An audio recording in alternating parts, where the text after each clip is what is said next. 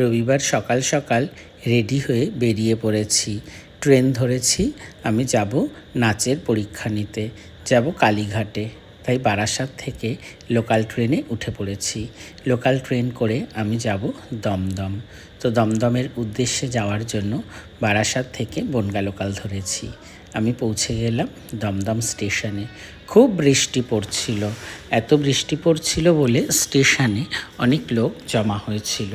আমিও স্টেশনে নেমে ধীরে ধীরে মেট্রো ধরবো বলে আমি সাবওয়ের দিকে এগোচ্ছিলাম। ধীরে ধীরে খুব সাবধানে সাবওয়ের দিকে আমি এগিয়ে যাচ্ছি, কারণ সব জায়গায় জল জল হয়ে রয়েছে, পা পিছলে যাওয়ার ভয় রয়েছে।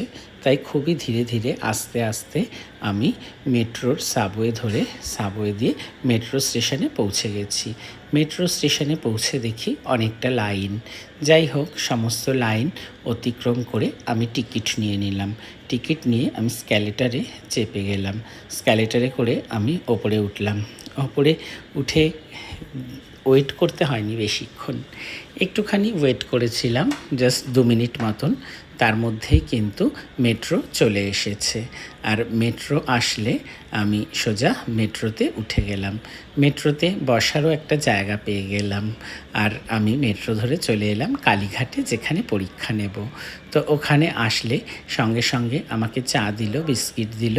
চা বিস্কিট খেয়ে আমি কিন্তু পরীক্ষা নেওয়া শুরু করে দিলাম। জায়গাটা ভীষণ সুন্দর, স্টুডিওটা। ওদের স্টুডিওতে আমি বসে একটুখানি ড্রেসটা চেঞ্জ করে নিয়েছিলাম। চেঞ্জ করে আমি পরীক্ষা নিতে বসেছিলাম। আর আমার পাশে বসেছিল সংস্থার কর্ণধার দাদা। উনি গান শেখান, সৌমিতাদির হাজব্যান্ড। আর এরপরে পরীক্ষা নেওয়া শুরু করে দিয়েছিলাম। প্রথমে রবীন্দ্রনৃত্য নিয়েছি, তারপরে ভারতনাট্যমের পরীক্ষা নিয়েছি। এখানের ব্যবস্থাপনা ভীষণ সুন্দর, দেখে আমি সত্যি ভীষণই অভিভূত হয়ে গেছিলাম। আর দিদির প্রত্যেকটা ছাত্রছাত্রী খুব সুন্দর নাচ করেছে। আর দিদির নাচের স্কুলে পরীক্ষা নিতে এসে আমার ভীষণই ভালো লাগছিল।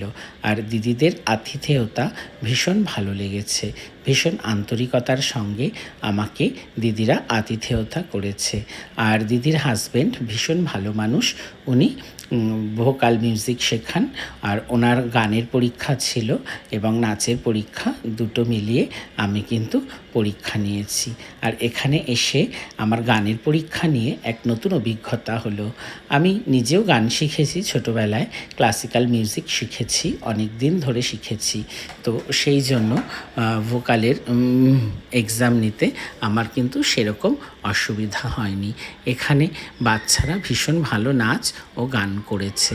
আর দাদা তো ভীষণ ভালো গান শেখায়, দিদিও ভালো নাচ শেখায়। তাই পরীক্ষা নিতে আমার কিন্তু ভীষণই ভালো লেগেছে।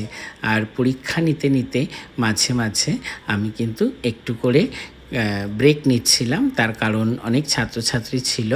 তো ছাত্রছাত্রীর পরীক্ষার মাঝে মাঝে দিদিদের সাথে গল্প করে দিনটা বেশ ভালো করে কাটালাম। পরীক্ষাও নিয়ে ভীষণই ভালো লেগেছে।